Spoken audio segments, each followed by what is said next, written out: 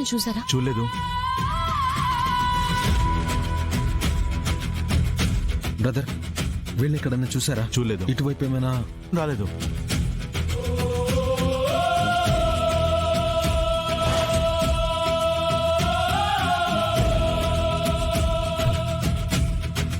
అమ్మా కౌశికి, వైజయంతి, అమ్మా నిష్కా, ఇల్లంతా సైలెంట్ గా ఉంది, ఎవరూ పలకడం లేదు.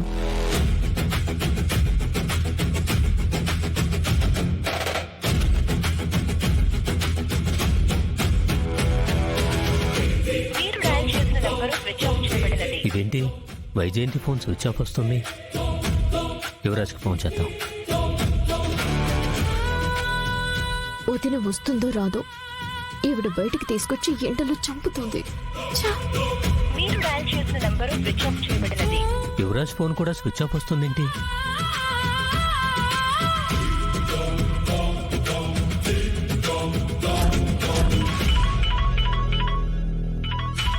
బాబాయ్ ఫోన్ చేస్తున్నారు. ఆయనకి విషయం తెలిసిపోయినట్టుంది. తెలుసుండదులే వదిన, ఇంట్లో ఎవరూ లేరని అడగడానికి ఫోన్ చేసినట్టున్నారు. లిఫ్ట్ చేసి ఏదో ఒకటి చెప్పండి. హలో బాబాయ్, చెప్పండి. ఎక్కడున్నావమ్మా? ఇంట్లో ఎవరిని పిలిచినా పలకడం లేదు, ఇల్లంతా సైలెంట్ గా ఉంది. అందరు ఎక్కడికి వెళ్లారు? యువరాజ్ వాళ్ళు నిషిని బయటకు తీసుకెళ్లారు బాబాయ్. చేంజ్ కోసం నేను పనుండి బయటకు వచ్చాను. ఎందుకు బాబాయ్, ఏమైనా కావాలా? పైన రూమ్ లో జగదాత్రి వాళ్ళు ఉన్నట్టున్నారు, పిలవనా? వద్దులేమ్మా, ఏం అవసరం లేదు.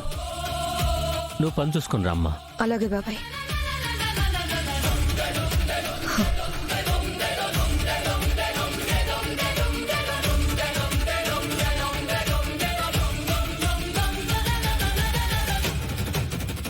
హైదరాబాద్ లో లేనని చెప్పావు కదా. రాత్రే ఒక చిన్న పనుంటే వచ్చాను. పొద్దున్నే మీ అత్తయ్య కాల్ చేసి గుడ్ న్యూస్ చెప్పారు. గుడ్ న్యూసా? అదేంటి? అదే, మీరు కౌశికితో గొడవ పడి ఇంట్లో నుంచి బయటకు వచ్చేసారంట కదా. ఏంటి దివ్యాంక నువ్వు? మేము ఇలా రోడ్డు పాలవ్వటం నీకు గుడ్ న్యూస్ ఎలా అవుతుంది? గుడ్ న్యూస్ నాకు కాదు, మీకు. అర్థం కావట్లేదా? మీరు యువరాజ్ని కన్స్ట్రక్షన్ కంపెనీకి మాత్రమే సీఈఓని చెయ్యాలని ప్రయత్నిస్తున్నారు కదా. అవును, కానీ ఇప్పుడు Vajrapati group of industries major share holder and managing director ని చేయబోతున్నాను. ఏంటి దివ్యాంక నువ్వు చెప్తుంది? నిజమా? మా వదిన ఒక్క కంపెనీనే యువరాజ్కి ఇవ్వను అంటోంది. అలాంటిది తన పోస్ట్ ఎలా ఇస్తుంది? ఇవ్వదు. మరి మనం లాక్కోబోతున్నాం.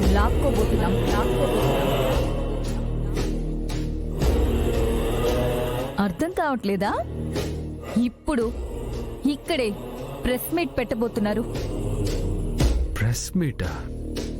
ఆ ప్రెస్ మీట్ లో మీకు జరుగుతున్న అన్యాయాన్ని చెప్పబోతున్నారు.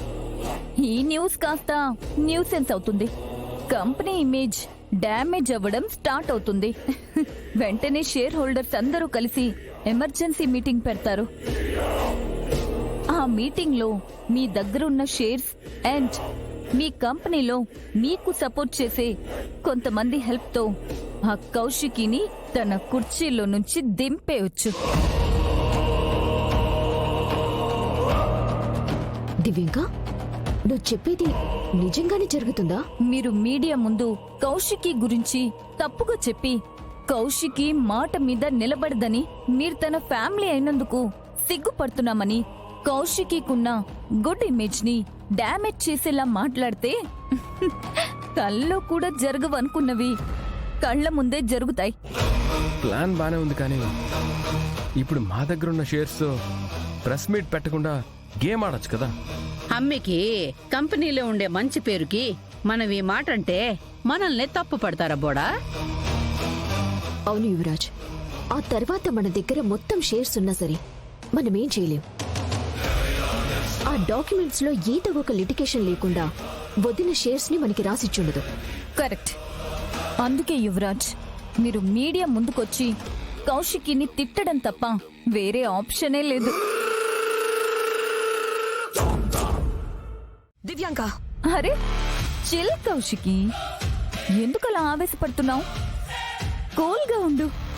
అంటే ఇప్పుడే నీకు బీపీ వచ్చేస్తే ఇక మీ వాళ్ళు నా ఛానల్లో చెప్పబోయే విషయాలకి కళ్ళు తిరిగి పడిపోతావేమో. అప్పుడిక నా సక్సెస్ ని, నీ ఓటమిని ఎలా చూడగలవు చెప్పు? చూడు దివ్యాంక, గొడవ నీకు నాకు మధ్యలో. మా ఫ్యామిలీ పరువు తీయాలని చూడకు. నీ ఫ్యామిలీయే నీ వీక్నెస్ అని తెలిసా కూడా నీ ఫ్యామిలీని ఇన్వాల్వ్ చేయకుండా ఎలా ఉంటాను చెప్పు?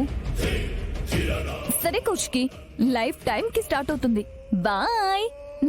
హలో దివ్యాంక. నిషి వాళ్ళ లాస్ట్ లొకేషన్ దొరికిందా? దొరికింది మ్యామ్, మీకు సెండ్ చేస్తున్నాను. ఓకే, నువ్వు కిరణ్ అర్జెంట్ గా ఆ లొకేషన్ కొచ్చి నేను చెప్పినట్టు చేయండి.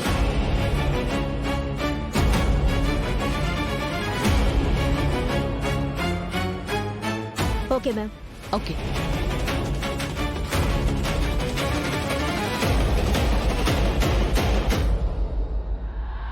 దివ్యాంక లైవ్ స్టార్ట్ చేయబోతుంది. నిషి వాళ్ళని ఆపకపోతే కంపెనీలో గొడవలు మొదలై చాలా నష్టం అవుతుంది. వాళ్ళు ఎక్కడున్నారో తెలిసినా బాగుండు. అక్కడికి వెళ్లి దివ్యాంక నాపచ్చు. నిషి వాళ్ళు ఎక్కడున్నారో తెలిసిందో తిన. తెలిసిందా? ఎలా? జేడీకి కాల్ చేసి హెల్ప్ చేయమని అడిగితే చేశారు.